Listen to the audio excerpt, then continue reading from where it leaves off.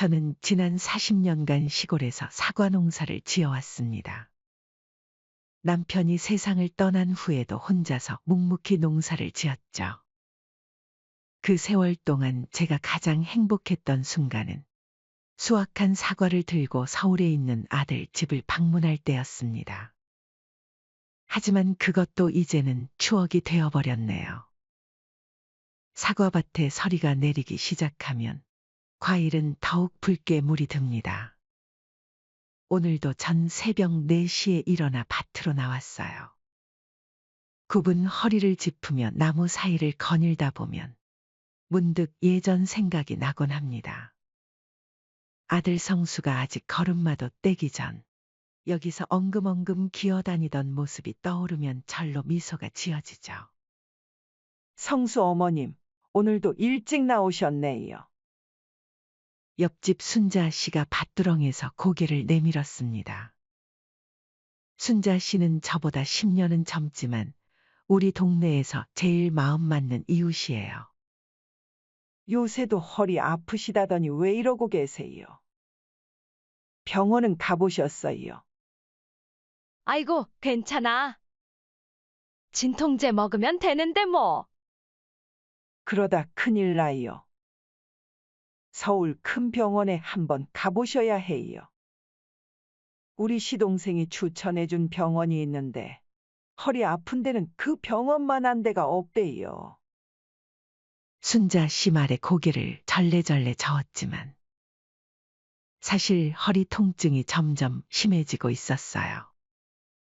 밤에 잠을 이루기도 힘들 정도였죠.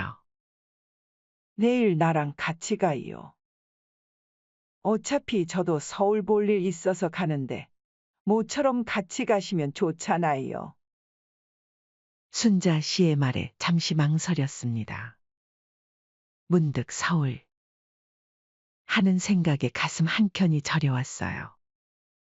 성수가 살고 있는 그곳에 가면 또 아들 생각에 마음이 흔들릴 테니까요. 이왕 가시는 김에 아들네도 들르시죠. 요즘 사과가 얼마나 예쁘게 익었다고. 손주들도 좋아하잖아요. 아들 집에 가고 싶은 마음이 간절했지만 쉽사리 발걸음이 떨어지지 않았어요. 그도 그럴 것이 명절 때도 오지 않는 아들이었고 며느리 수연은 제가 방문할 때마다 그다지 반갑지 않은 기색이 역력했거든요. 그나마 명절 때나 걸려오던 전화도 언제부턴가 뜸해졌어요.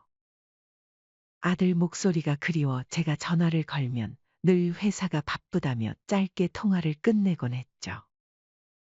내일 병원 가시는 김에 들러보시는 게 어때요? 그래도 자식인데. 얼굴이라도 봐야 되지 않겠어요?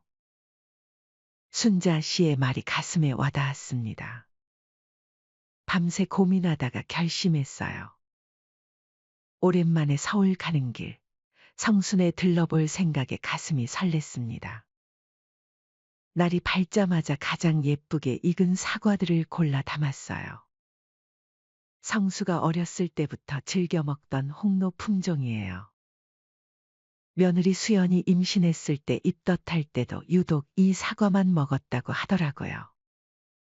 손주들 것까지 넉넉히 챙겼습니다. 새벽 버스를 타고 가는 내내 복잡한 마음이었습니다. 문득 지난번 수연이의 말이 떠올랐어요. 어머니, 저희 집에 오실 땐 꼭 미리 연락해 주세요. 아시잖아요. 요즘 애들 학원도 많고. 전화기를 꺼내 들었다가 다시 가방에 넣었습니다. 병원 들르는 길에 잠깐 들른다고 하면 이번엔 이렇게 해보고 싶었어요. 아들 얼굴이 보고 싶은 마음을 더는 참을 수가 없었거든요. 서울의 대형 병원은 늘 그렇듯 사람들로 북적였습니다. 진료를 마치고 나니 벌써 점심시간이 다 되어가고 있었어요. 의사 선생님 말씀으로는 허리 디스크가 심하니 수술을 고려해봐야 한다고 하시더군요. 그 말을 들으니 더욱 아들 얼굴이 보고 싶어졌습니다. 아들의 아파트 단지에 들어서자 가슴이 더욱 떨려왔어요. 아들 성수는 대기업에 다닌다며 자랑스러워하더니 이제는 과장까지 승진했다고 하더군요.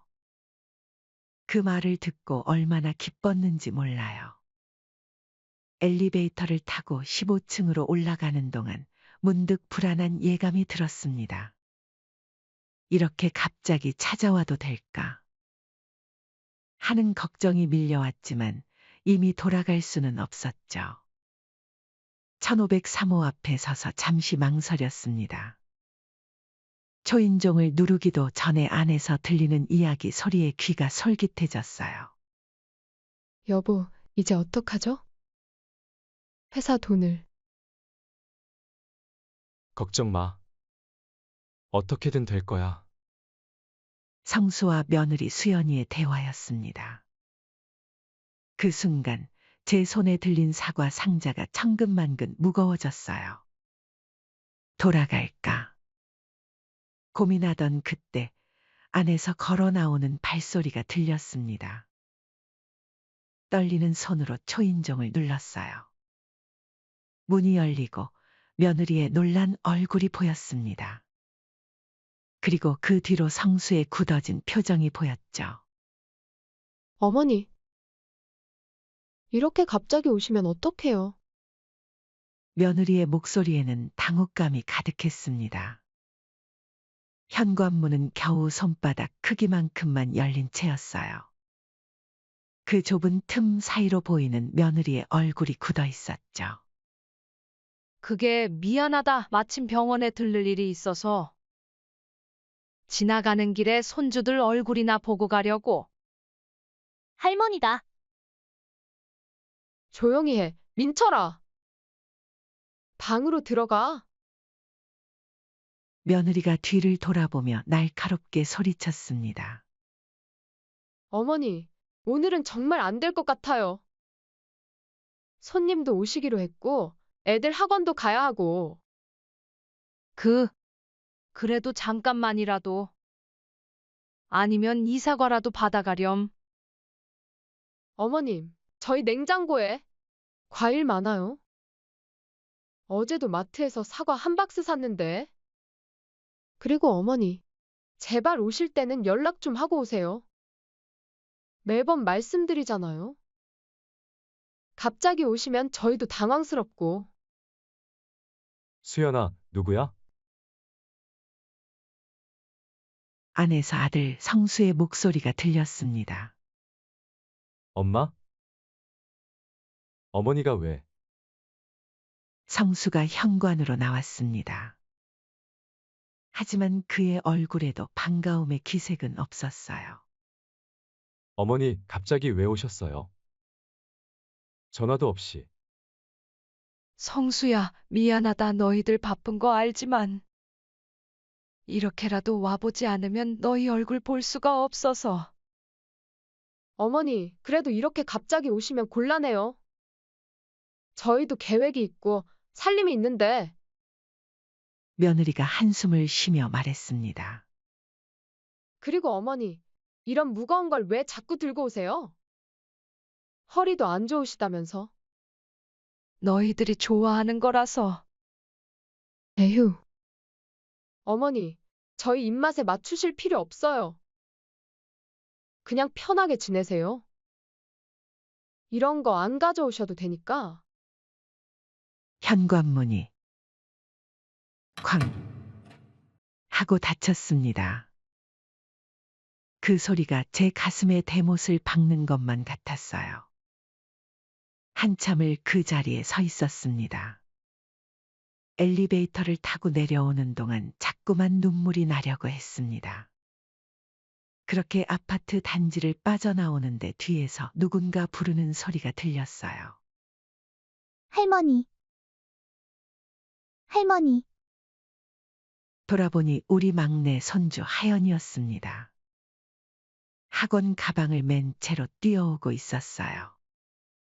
할머니, 이거 나한테 주시려고 가져오신 거예요? 하연이가 사과 상자를 가리켰습니다. 그 순간 목이 메어왔어요. 그래, 우리 하연이 주려고. 할머니가 직접 키운 거야? 하나 먹어볼래? 우와, 진짜 맛있겠다. 근데 엄마가 할머니 오시면 안 된대요. 아빠가 요새 회사에서 힘들어서 신경 쓰이니까? 하연아, 당장 이리 와. 멀리서 하연이 마중 나온 며느리가 소리치고 있었습니다. 어머니, 아직도 안 가고 계셨어요? 그리고 밥 먹는 시간에 애한테 막 그런 걸 주시면 어떡해요? 며느리가 달려와 하연이의 손을 잡아 끌었습니다. 이제 그만 가세요. 앞으로도 이렇게 갑자기 오지 마시고요. 손주 하연이는 황급히 끌려가듯 사라졌고 저는 그대로 그 자리에 굳어버렸어요. 터미널로 돌아가는 길, 갑자기 다리에 힘이 풀려 길가 벤치에 주저앉고 말았습니다. 허리가 아픈 건지, 마음이 아픈 건지 구분이 가지 않았어요. 할머니, 괜찮으세요? 지나가던 젊은 여자가 걱정스러운 눈빛으로 물었습니다. 저기 앞에 제가 운영하는 카페가 있어요. 잠시 들어가서 쉬다 가시는 게 어떠세요? 그 여자의 이름이 정은이었습니다.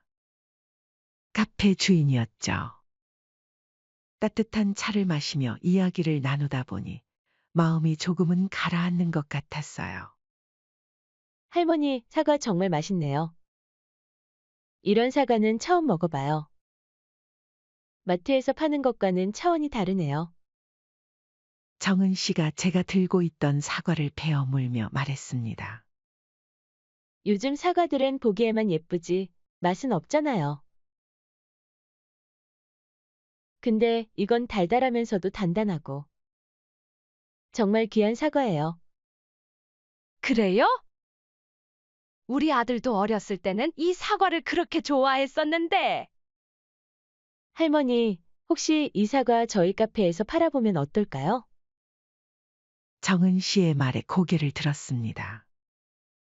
그녀의 눈빛이 반짝였어요. 요즘 사람들이 이런 정성 들인 먹거리를 찾거든요. 게다가 할머니의 이야기까지 더해진다면 분명 특별한 상품이 될 거예요. 말은 고맙지만 사람들이 좋아할까? 사실 이 사과 우리 가족도 잘 안 먹거든. 제가 도와드릴게요. 할머니는 그저 평소처럼 사과만 키우시면 돼요. 나머지는 제가 알아서 할게요. 순간 머릿속이 복잡해졌습니다.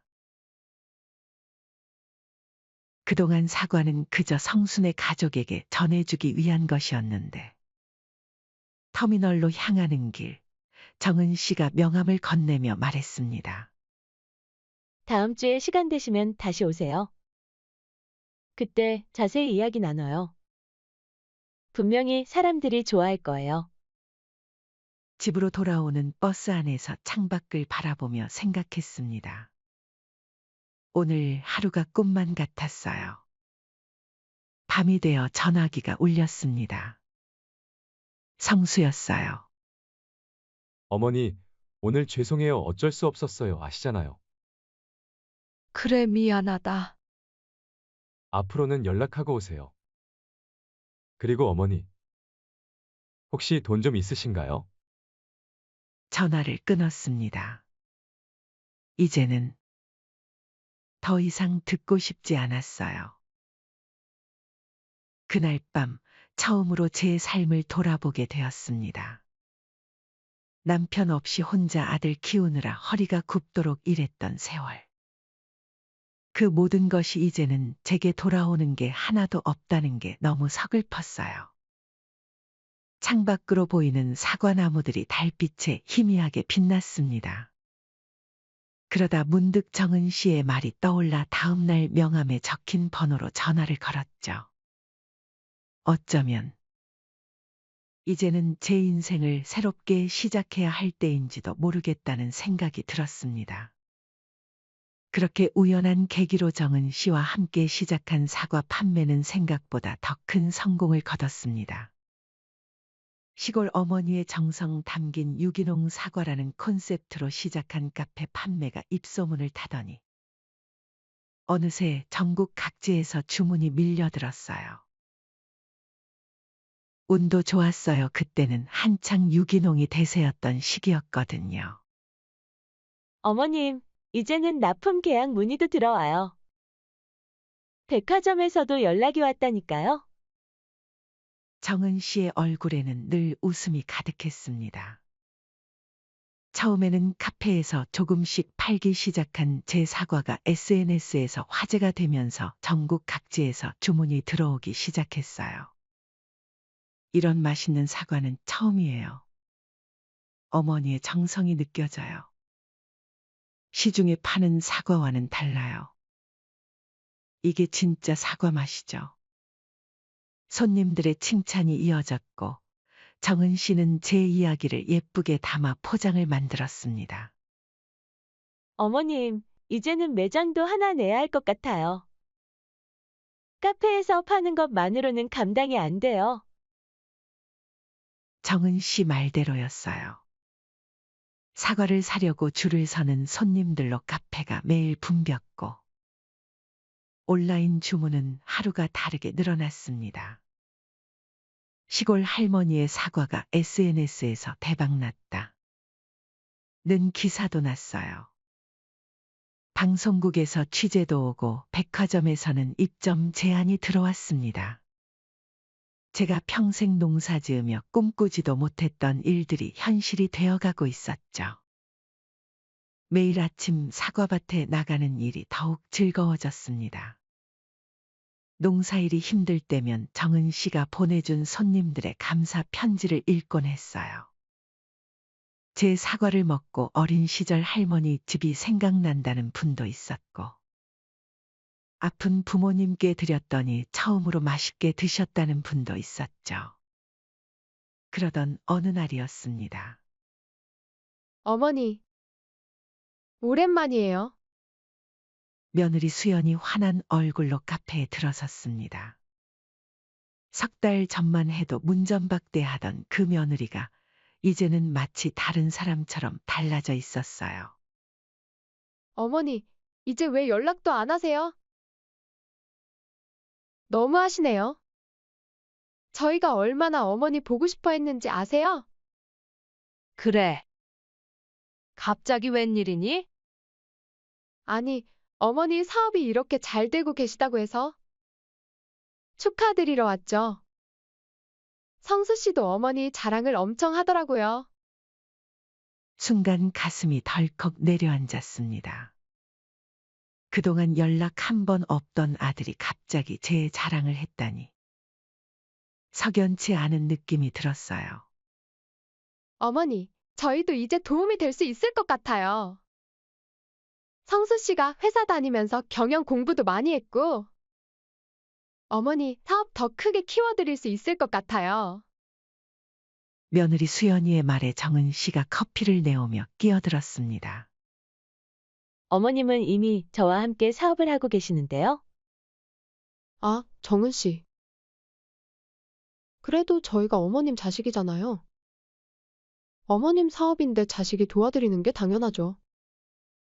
수연이의 말투에 어딘가 날이 서 있었습니다.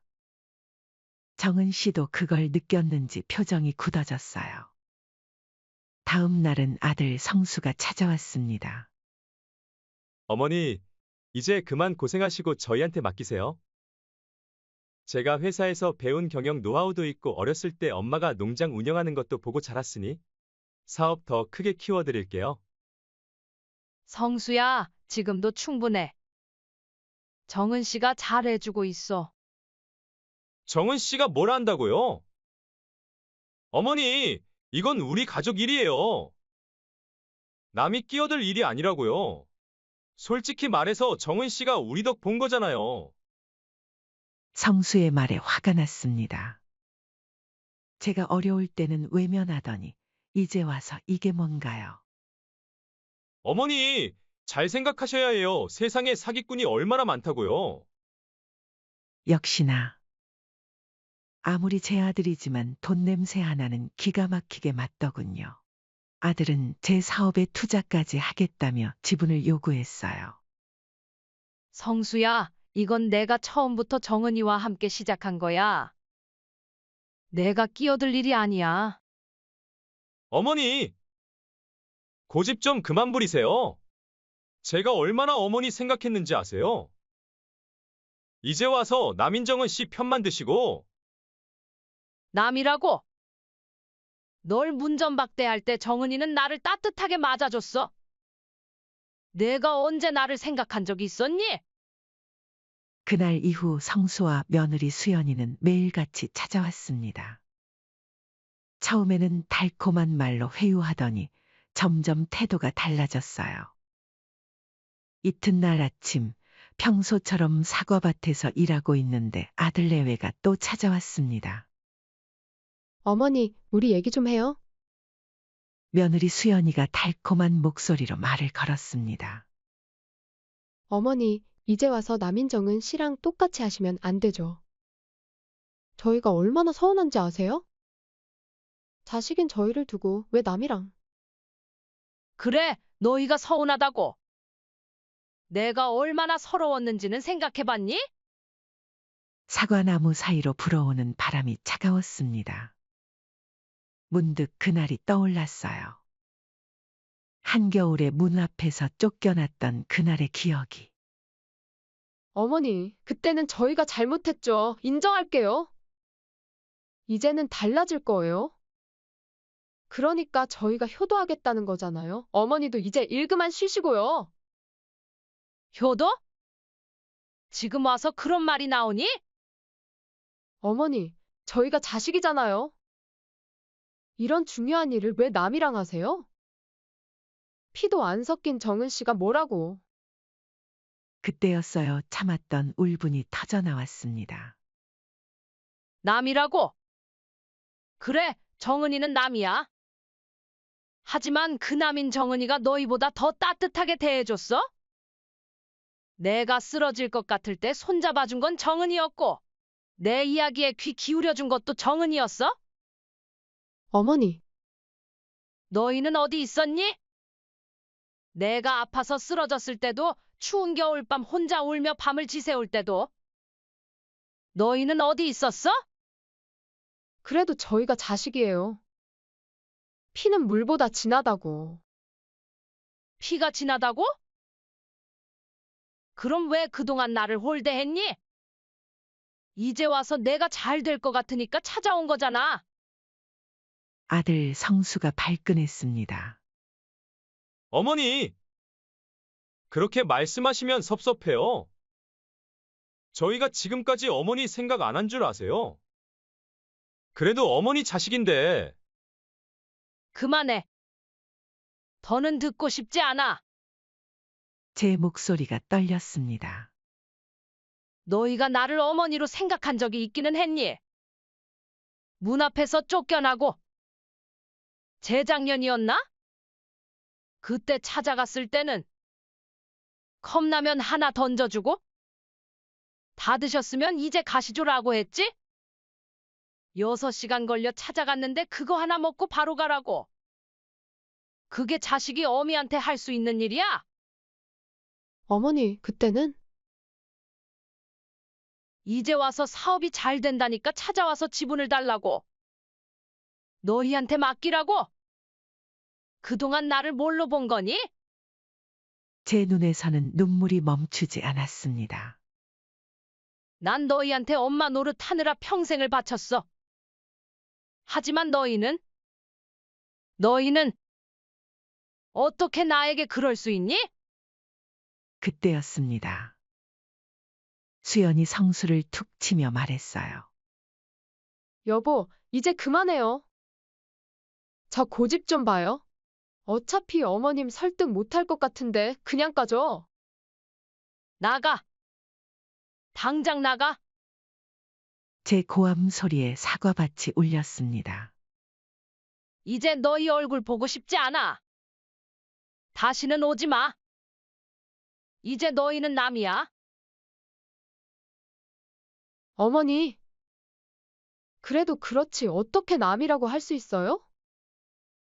나는 이제 너희가 필요 없어.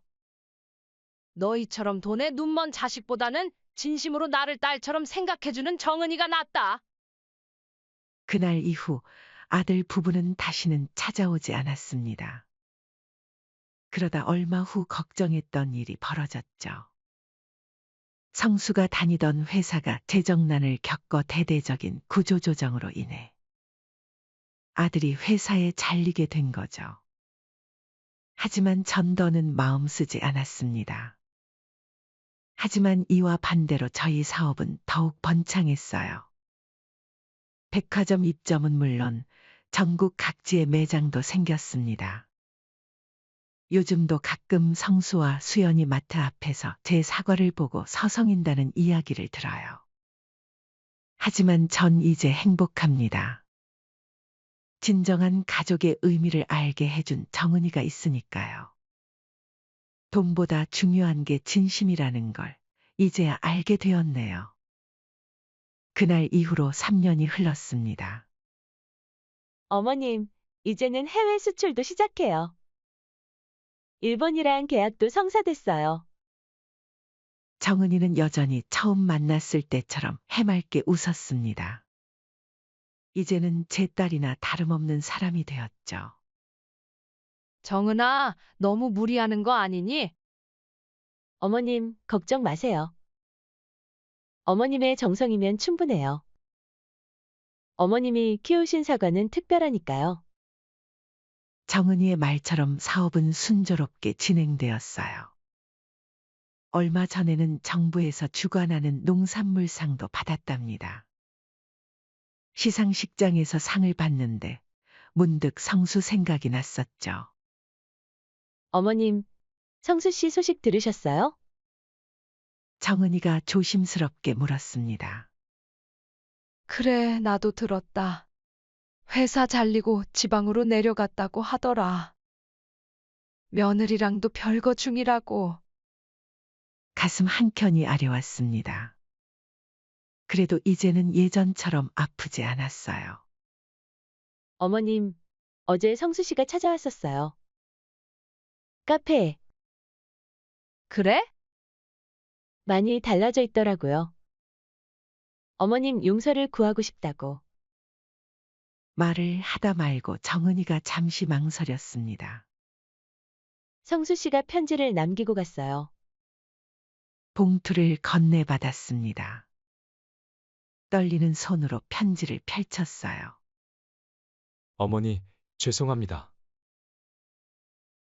떨리는 글씨체로 시작된 편지였습니다. 그동안 저는 욕심만 가득했던 못난 아들이었습니다. 회사에서 실패하고 빚더미에 앉아서의 어머니의 마음을 조금이나마 이해하게 되었습니다. 아내와도 별거 중이에요. 서로 돈 때문에 다투다 보니 이렇게 되었네요. 어머니께서 저를 미워하시는 건 당연합니다. 하지만 이제야 깨달았습니다. 어머니의 사과가 특별했던 이유는 돈이나 성공 때문이 아니었다는 걸요. 그건 바로 어머니의 정성이었습니다. 요즘 마트에 진열된 어머니의 사과를 보면 자주 눈물이 납니다. 예전에 어머니께서 들고 오셨던 그 사과 상자가 떠올라서요. 그때 제가 얼마나 어리석었는지. 편지를 읽다 보니 눈시울이 붉어졌습니다. 성수 씨가 많이 힘들어 보이더라고요. 정은이가 조심스럽게 말을 이었습니다. 수연 씨도 얼마 전부터 저희 매장에서 사과를 자주 사가요. 어머님 사과라고 하면 항상 눈물을 글썽이면서 마음 한켠이 저려왔습니다. 아무리 미워도 자식인걸요. 그날 밤 잠을 이루지 못하고 뒤척이다 결국 전화를 걸었습니다. 어머니, 성수야, 집으로 와라. 다음 날 성수와 며느리가 찾아왔습니다. 많이 수척해진 모습이었어요. 어머니, 정말 죄송합니다. 두 사람 다 눈물을 흘리며 제 앞에 무릎을 꿇었습니다. 이제 와서 깨달았어요. 돈보다 중요한 게 뭔지. 어머니의 사랑이 얼마나 큰 것이었는지. 이제 그만 일어나라. 다들 보겠다. 어머니, 이제 됐다. 그동안 너희도 많이 힘들었을 테니 성수와 며느리를 일으켜 세웠습니다. 정은이가 따뜻한 차를 내왔어요. 이제 어떻게 지낼 생각이니? 열심히 살려고요. 작은 장사라도 시작해보려고. 그래. 너희가 정 괜찮다면 잠시 망설이다 입을 열었습니다. 우리 사과 농장에서 일해볼래? 처음부터 다시 시작하는 거야. 이번에는 욕심 부리지 말고. 성수와 수연의 눈이 커졌습니다. 정말 저희를 받아주시는 건가요? 정은이도 좋다고 하고. 농장이 커지다 보니 일손도 더 필요하고. 어머니, 두 사람은 또다시 눈물을 흘렸습니다. 이번에는 진심 어린 눈물이었어요. 지금도 가끔 고민이 됩니다. 성수와 수연에게 농장 경영권을 함께 나눠줄지. 아직은 시기상조일까요? 그래도 요즘 두 사람을 보면 예전과는 많이 달라진 것 같아요. 새벽부터 나와 묵묵히 일하는 모습을 보면 대견하기도 하고. 여러분은 어떻게 생각하시나요? 이제 진정으로 뉘우치고 변화한 자식들에게 다시 한번 기회를 주는 게 좋을까요? 아니면 좀 더 지켜보는 게 나을까요? 때로는 용서가 더 큰 사랑이 될 수도 있겠지만, 섣부른 결정이 될 수도 있을 것 같아 망설여지네요. 제가 어떤 선택을 하는 게 좋을까요? 댓글로 의견 남겨주시면 정말 감사드리겠습니다.